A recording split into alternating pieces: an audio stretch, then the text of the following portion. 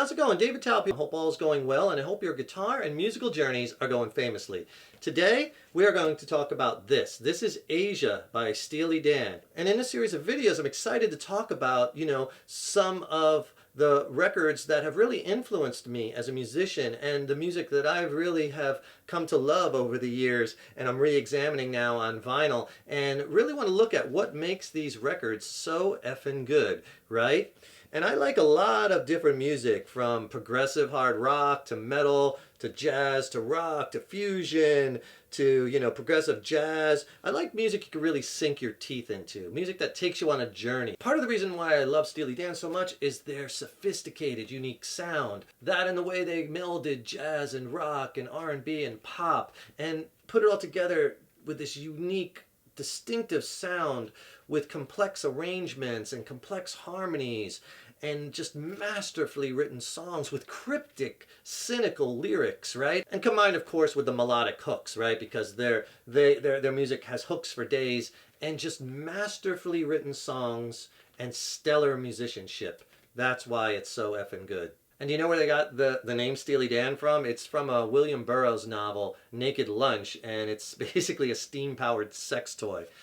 So how cool is that? They named their band after a dildo. Now this record, Asia, came out in 1977, and as you know, Steely Dan was basically the brainchild of Donald Fagan and Walter Becker, who met at Bard College in 1967, and they formed Steely Dan around 1971, and their first record they put out, their debut record, was Can't Buy a Thrill in 1972.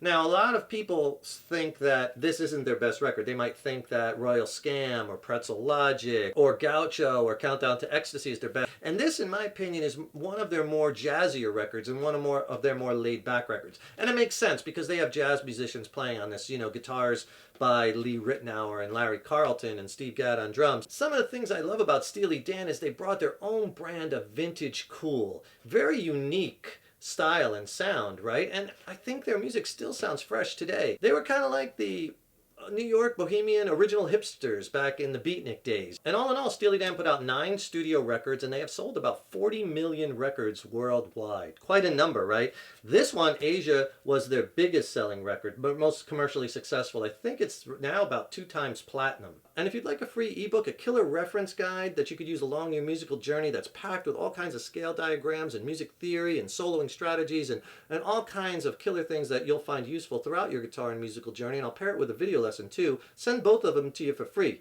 Video lesson and ebook. Just click on that link below. I mean, side 1 of this record, listen to this for the first 3 songs, Black Cow, Asia, and Deacon Blues, right? That's quite a side 1. Side 2, Peg, Home at Last, I Got the News, and Josie. That's the album front. I'll give you a close-up of that. And here's the album back. And then inside you have the picture of Fagan and Becker, and then you have an article written by Michael Phelan and the president of ABC Records. Well, this was mastered by Bernie Grudman, A&M Studios Hollywood, produced by Gary Katz, and it was recorded at various places in Los Angeles and Hollywood, and A&R Studios in New York City. And here's the inner sleeve. It has the lyrics on it. Most of the records by the Dan, and especially this one, there's just so much to sink your teeth into. The dark humor, the cryptic, cynical lyrics, right? The stellar musicianship, the complex songwriting, the masterful harmonies, the intricate arrangements, the fantastic songwriting. I mean, just a feast, an absolute feast. This record is just an absolute masterpiece, and this is why I think this record is so effing good. And very often this band gets panned. There's so many critics out there of Steely Dan, and they say, well, Steely Dan, they're not really a band. They're just a revolving door of a bunch of studio musicians and hired guns, and it's just, Fagan and Becker at the console for thousands of hours doing thousands of takes and picking the perfect one, and that's not a band. And my response to that is that's irrelevant. What's the end product? What's the music they create? They create this, and this is a masterpiece. So all that stuff really doesn't matter because of their musical and lyrical brilliance and their masterful songwriting and the stellar musicianship that went into these records. And if you could do me a huge favor, please subscribe to the channel. Subscribing to the channel, that really helps us to keep the content coming, as well as then you'll be notified when I have new videos posted. Also, leave a comment below. Let me know how you like this video. Let me know what videos and music you'd like to see coming up next, right? And if you like the video, please click the like button, give it a thumbs up, share it, and thank you so much for your support. So if we examine a couple of cuts on this record, I love Deacon Blues. It's 7 minutes and 26 seconds, and I love long songs. I'm a big progressive rock fan. Not that this necessarily is progressive rock, but,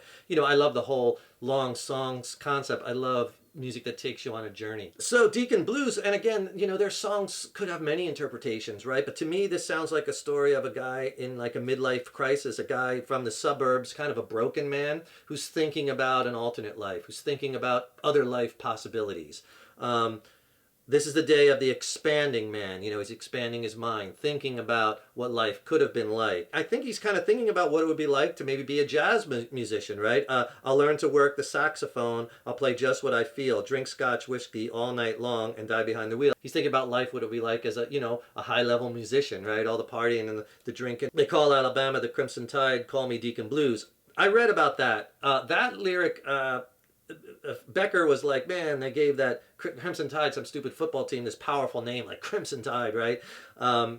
So why not give a name to, the geeks or the losers in the world, right? So call them something cool, and they'll call them Deacon Blues, right? So here's this guy, he grew up in the suburbs, kind of felt alienated, and looked for something else, an alternative life out there. And in fact, I think that's kind of how Donald Fagan and Walter Becker grew up, right? They grew up in the suburbs. Let's look at another song. How about Black Cow? I love that song. So awesome. And again, it just tells a killer story. And again, it could have multiple interpretations of what it exactly means. It could be the story of a troubled relationship. In the corner of my eye, I saw you in Rudy's. You were very high, on the counter. But by your keys was a book of numbers and your remedies. Maybe he's telling a story of, a relationship that's starting to fail. He saw this girl at Rudy's, which, by the way, was a drinking establishment in New York. So he starts talking about maybe a girlfriend and explaining her behavior. And, as they tell the story, you start to get a look into her character and what she's about. And the story, the plot thickens, right? And there they go on this killer story again. Listen to this. On the counter by your keys was a book of numbers and your remedies. Remedies, maybe that's like drugs, right? Maybe there's some Quaaludes or something, or whatever drugs they took back there in the late 70s. Cocaine, maybe? Was a book of numbers and your remedies. One of these surely will screen out the sorrow. But where are you tomorrow? That's a great line. Like, your remedies, one of these will surely screen out the sorrow. Like, okay, you could take your drugs and maybe that will relieve you of your reality for a little while. But, when that drug fades, where are you going to be tomorrow? You're going to be right back where you started from, huh? What a great line. And then the hook, it's over now, drink your big black cow and get out of here. Black cow, could be a reference to that drink back in the soda fountains back in the 50s.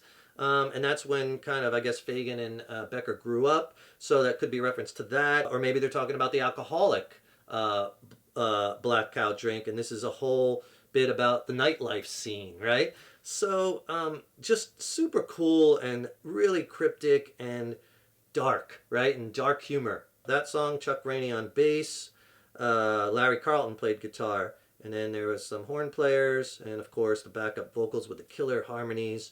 Paul Humphrey played drums. So I hope you enjoyed this little dive into Asia by Steely Dan. Be sure to subscribe to the channel too, because that really helps us to keep the content coming. And I'll put some of my free video lessons and ebooks in the YouTube description box below. Be sure to click on those, get some free lessons, free ebooks, things that will help you along in your guitar and musical journey, packed with all kinds of scale diagrams and music theory. I put a lot of time and effort into those. I think you'll find them great reference tools. And if you want to check out some of my original music, I recently dropped a new record with my original band Mind Cell. We're based out of San Diego, California. I think it's a slammin' record, some of the best music I've ever written. I'm really stoked about it. It's streaming on all the platforms. I'll put links to that below also in the YouTube description box. Check it out. And then if you have any questions on the songs, or maybe the studio techniques I use, or the gear, drop me a line. I'd love to hear from you, even though the band is not named after a steam-powered sex toy. Thank you so much for watching this video, and thank you so much for your support over the years and years. So appreciated. Stay tuned. I got lots more videos, content. We'll examine more records. And remember, your guitar and musical journey is an evolution. Take care, rock on. I'll see you in the next video.